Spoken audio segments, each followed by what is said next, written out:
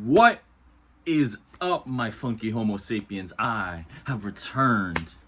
Or have I? I don't know. It's however I feel. But I got a hat because my hair is a bit messy. But anyway, just in case you forgot who I am, because it has been a while, I am the one and only you could copy, but you just can't clone me, Willie Cage. Back with another movie review. And today, as of recent times, a new movie has dropped in this series called Saw. I know what you're thinking, because I'm thinking it too. How the hell do they keep making movies for this thing? And honestly, you know what I'm saying? I mean, if it makes money, they're gonna make it. Same with Halloween, Friday the 13th, Nightmare on Elm Street. If it's gonna bring money, they're gonna ruin it and run it into the ground. But before I say that, let's take a look at the movie, shall we? I mean, I know it's been out for like, what, a week now maybe. I'm not too tardy to the party, but I did watch it, and here's what I gotta say.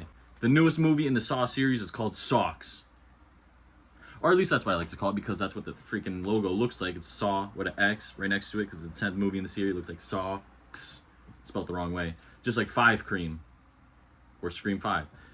I don't know. Anyway, Saw X, here we are. 10 Saws later, here we are. Soon to be 11. I guarantee there's going to be an 11th one. Down here at the Willie Cage headquarters, we spend no time doing our research.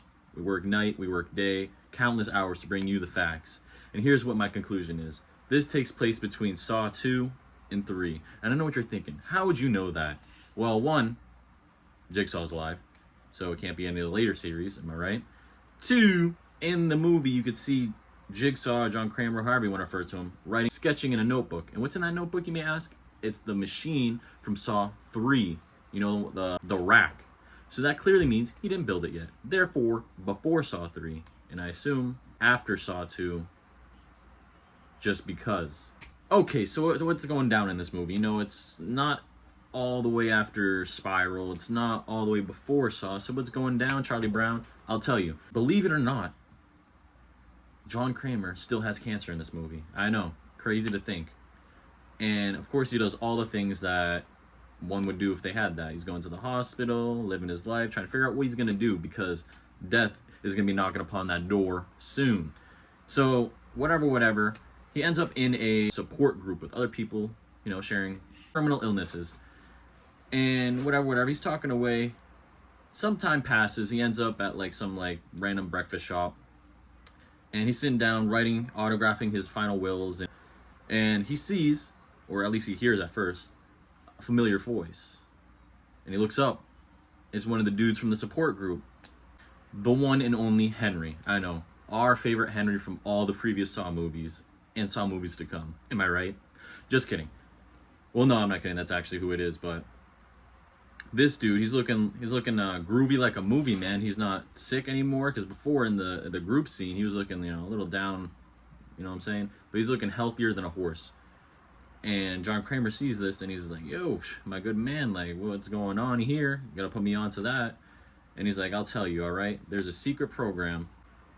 There's this program out there that's out of the country, so it's trustworthy.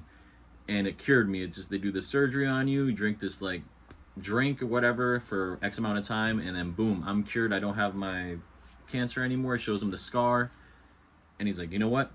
I'm gonna need me some of that."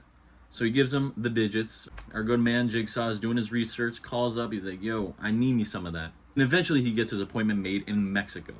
That's how you know it's really good stuff. All the good stuff is illegal and in Mexico. So if you ever want surgery, just go to Mexico, because it's not going to be illegal in the US. I assume if it was, why would you go to Mexico? Yo no sé. He ends up in Mexico, and after going on a long journey with his Uber driver or taxi driver, whatever you want to call them these days, he ends up in the boonies of Mexico. They take him in.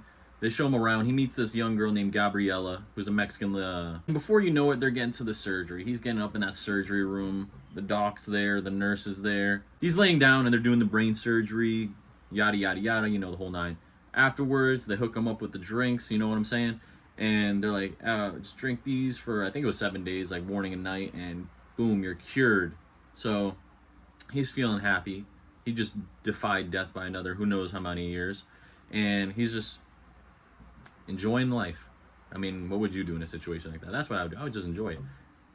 Anyhow, he's looking around. He ends up in a liquor store, and he decides to be real generous. He's like, "You know what? Gabriella was the homie back there. Let me grab her a drink.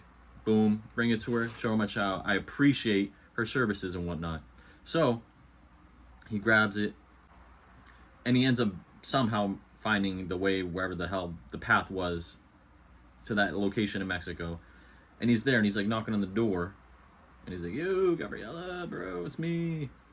But nobody's there. He opens it, it's empty. It's a ghost town. GHOSTTOWN. So he's looking around. He finds like the lab of where they're operating on him. And he goes up in there, he starts snooping around, right? And he finds out that these people scam the hell out of him. He finds all these phony tapes of like surgery, so he never got worked on. He's looking around, seeing more fake stuff, how he just got scammed. Takes his bandages off his head, doesn't even have a scar there. And unfortunately for him, he got scammed.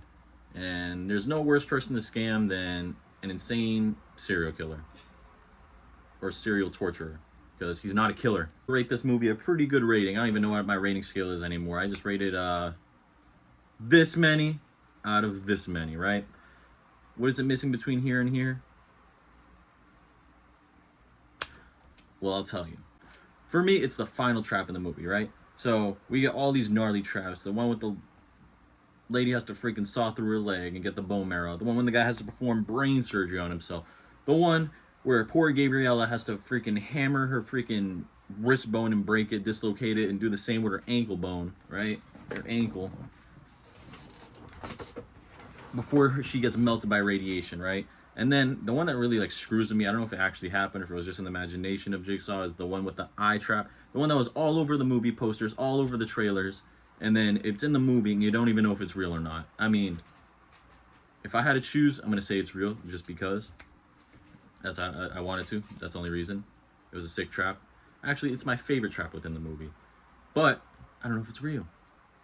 And then there's also the one that Diego was in, the one where he had like bombs on his hand. He had to like chop his skin off. I don't know, maybe even his meat, and he ripped them off. And then we get to the final trap of the movie. You know what I'm saying? The big old ending, the juicy part, the burger, the meat and taters, whatever you want to call it.